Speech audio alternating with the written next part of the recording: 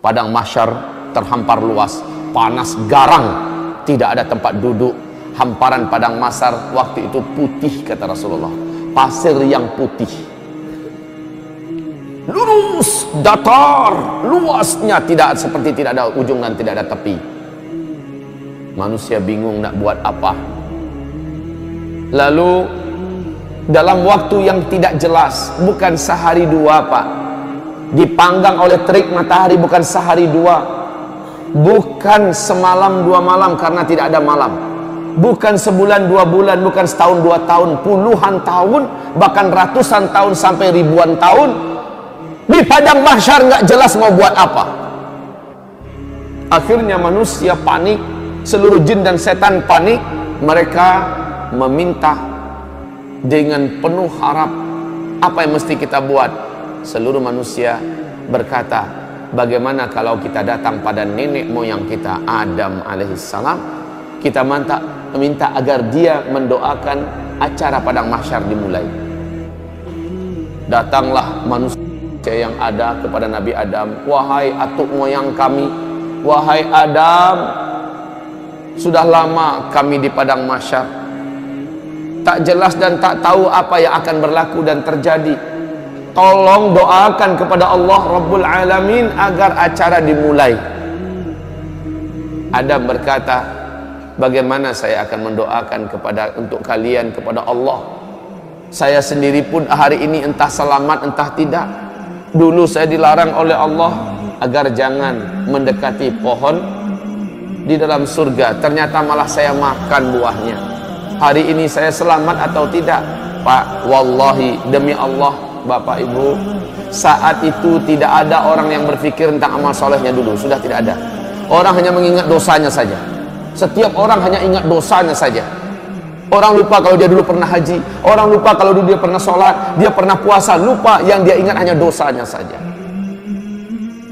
Adam berkata, maaf, saya tidak bisa mengapa-apa, tidak bisa membantu kalian, tidak bisa mendoakan kalian. Oh nafsi, wah nafsi, wahai jiwaku, wahai diriku. Maksudnya saya ini selamat atau tidak? Wahai diriku, wahai diriku. Pergilah kalian kepada Ibrahim, dia adalah Khalilullah, dia adalah teman Allah. Mintakan agar dia yang berdoa kepada Allah. Semoga acara di padang mahsyar dimulai. Manusia pun berbondong-bondong meninggalkan Adam menuju mencari Ibrahim. Saat berjumpa dengan Ibrahim, mereka memohon dengan permohonan yang sama. Sama jawaban Ibrahim. Dulu di dunia saya telah berdusta sebanyak 3 kali. Hari ini saya tak tahu lidah yang telah berdusta ini ketika berdoa Allah dengarkan atau tidak. Jangan-jangan saya pun tidak selamat. Minta maaf, saya tidak bisa membantu kalian apa-apa. Saya tidak bisa.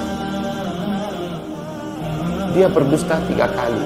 Pada Rasulullah mengatakan dusta Ibrahim waktu di dunia dulu hak, dusta yang benar. Tetapi Ibrahim menyulitkan, menganggap itu sulit buat dirinya nanti pada hari kiamat. Bagaimana dengan kita yang betul-betul berdusta di atas kebatilan? Sementara Ibrahim berdusta di atas kebenaran, dia rusuh dan gelisah tentang dirinya.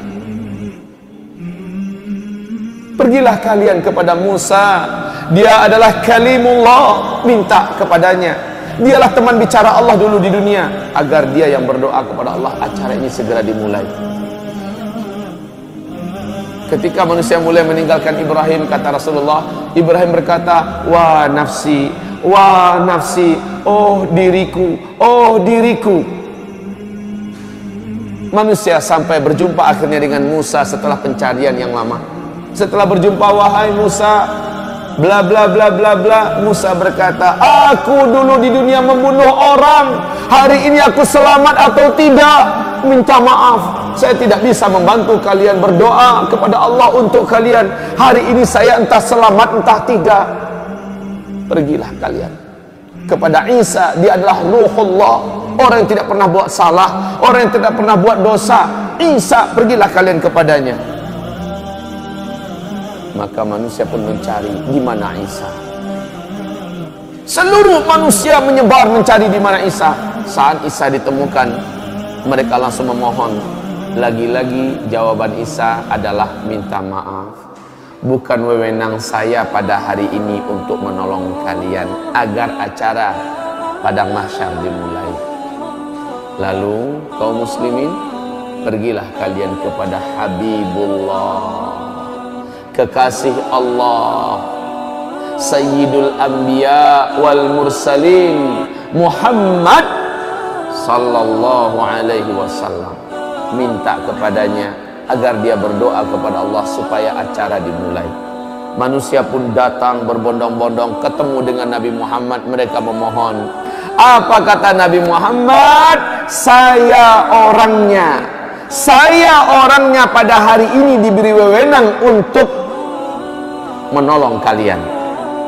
Maka kata Rasulullah, saya pun sujud dengan sujud yang lama, sujud yang dalam dan panjang.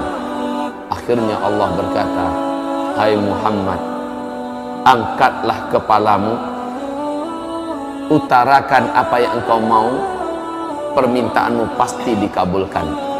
Nabi Muhammad pun mengangkat kepala dan berdoa, ya Allah, telah lama kami di padang mahsyar. Sesungguhnya hamba-hambamu ini sudah patut dan pantas untuk mulai diurus. Ya Rabb, mulailah acara padang mahsyar. Allah pun mengabulkan berkat doa Nabi Muhammad. Acara padang mahsyar dimulai. Bagaimana tandanya? Awan datang, lalu awan itu bersibak. Malaikat turun bersaf-saf dari langit. Waja'al malaku wal malaku, dan para malaikat datang saffa, dalam keadaan bersaf-saf. Seluruh mereka diam, mulut mereka terkunci, sementara mereka bagaikan raksasa-raksasa yang sangat perkasa di hadapan jin dan manusia yang ada di hamparan padang mahsyar. Malaikat berbaris-baris bala tentara Allah yang perkasa-perkasa, diam seperti ketakutan, pucat tegang. Malaikat saja tegang, Pak. Ketika acara dimulai, la haula wala quwata illa billah, seluruh manusia mulai tertunduk ketakutan, khususnya orang kafir. Ternyata apa yang dijanjikan Allah dulu ternyata benar. Akhirat ada, ternyata benar, padang mahsyar ada, dan ini acara akan dimulai. Kaum muslimin yang kami muliakan, berbagai macam keadaan manusia di pemandangan padang mahsyar. Kalaulah kita ada waktu, inginnya saya bercerita tentang dahsyatnya padang mahsyar, tapi waktu kita bukan untuk membahas itu sekarang. Rasulullah bersabda, akhirnya yang akan masuk neraka sudah diputuskan siapa-siapa orang. Mereka pun digiring dengan paksa oleh para malaikat-malaikat yang perkasa. Beberapa di antara mereka mencoba melarikan diri. Di mata malaikat yang mencoba melarikan itu ibarat kutu-kutu kecil. Kemana mau lari, disentil kembali. Ada yang diambil, ditendang. Kaum muslimin yang kami muliakan, akhirnya mereka diseret, lalu dibawa dan dilemparkan ke dalam neraka. Sementara orang-orang beriman dan orang munafik mengalami hisab. Setelah proses hisab, dinampakkan amalan mereka, ditanya. Setelah itu mereka ditimbang amalannya. Setelah itu mereka digiring untuk menuju ke suatu daerah yang maha gelap. Daerah tersebut diawali oleh pintu yang maha besar, bab. Di dalam surah Al-Hadid Allah ceritakan pintu itu di bagian luarnya terang, di bagian dalamnya gelap. Manusia disuruh masuk.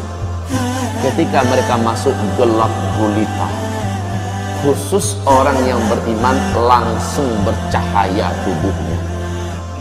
Ada yang cahaya satu orang sebesar gunung besar cahaya, langsung terang benderang, padahal dia satu orang. Ada yang satu orang hanya sebesar bukit cahayanya. Ada yang satu orang sebesar onta cahayanya. Ada yang satu orang, kata Rasulullah, hanya sebesar tangan ini cahayanya. Ada yang satu orang hanya sebesar jari telunjuk saja cahayanya. Ada yang satu orang sebesar ruas kukunya saja cahayanya. Ibarat lampu yang kecil itu, sebesar itu yang dia punya. Di kegelapan itu dia mengandalkan cahaya yang dia punya. Orang munafik tidak ada bercahaya sedikit pun dalam kegelapan. Orang yang bercahaya dapat berjalan dengan cepat menuju ke titian, menuju ke sirat yang membentang antara padang mahsyar dengan ujung daripada ngangaan neraka jahanam yang menuju ke pintu surga sana. Mereka meniti. Kata Rasulullah, luasnya ngangaan neraka jahanam itu, ngangaan tahu sih? Hah? Lubang. Luasnya kata Rasulullah, seandainya seluruh galaksi yang ada, seluruh apa yang ada di alam semesta dimasukkan ke dalam muat. Saking besarnya, Pak. Bayangkan jauhnya titian yang harus ditempuh. Sementara di bawahnya, kalau ada yang terjatuh kata Rasulullah, 70 tahun lamanya melayang di apa? Baru nyampe di dasar. 70 tahun lamanya. Kaum muslimin yang kami muliakan, hamparan yang ada tergantung pada amal orang. Ada yang hamparannya besar dan luas, dia bisa melaju dengan kecepatan tinggi. Rasulullah bersabda, orang-orang bergelantungan kebanyakan. Nampak dipandang, satu orang itu punya satu titian, bukan satu titian untuk bersama. Satu orang punya satu titian. Titian itu tergantung pada amalnya. Ada yang titiannya menjadi kecil dan setajam mata pedang. Itu yang harus ditempuhnya. Sementara orang yang macam ini adalah dosanya banyak dulu di dunia dan dia seorang yang beriman kepada Allah. Dosanya banyak, amalnya sedikit.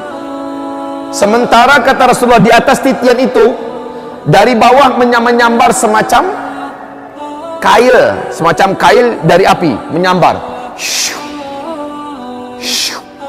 menyambar-nyambar. Sementara dari atas menyambar lagi yang lain. Betul-betul dalam keadaan diuji. Dan kaum muslimin, panasnya hawa dan asap neraka jahanam itu gelap, Pak. Gelap. Kata Rasulullah, sepanas-panas api yang Allah ciptakan adalah api neraka. Api yang paling panas itu berwarna hitam gelap.